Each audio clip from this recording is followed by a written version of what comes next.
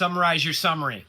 That was advice I gave to somebody recently. And like all advice, when I give to somebody, I always reflect back on it. And typically I need to take that advice myself. And I certainly do on these video blogs. I'm trying to get them a little bit more condensed to 2 minutes or less. Let's see if I can do it.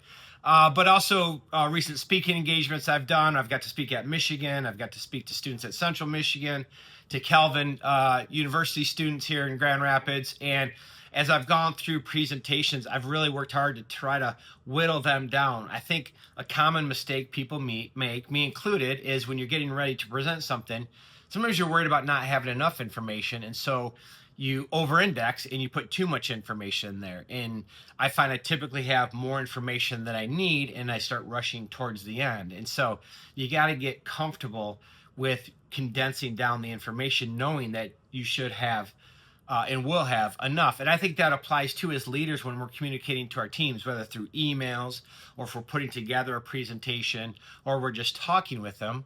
Try to cut everything in half. And so the advice I gave to somebody was, work on your summary. So summarize it more. And we did that. And then as I looked at it and we were working together on it, my feedback was, now summarize your summary, which means go to another level to shorten it.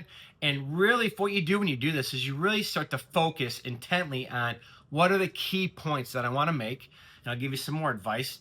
Don't make more than 3. It's hard for people to process 4 or 5 points. Keep it to 3 points. There's a rhythm to 3, as John U. Bacon taught us when he taught a speaking class here at Service Express. So summarize your summary, condense it down, and I made it in under 2 minutes.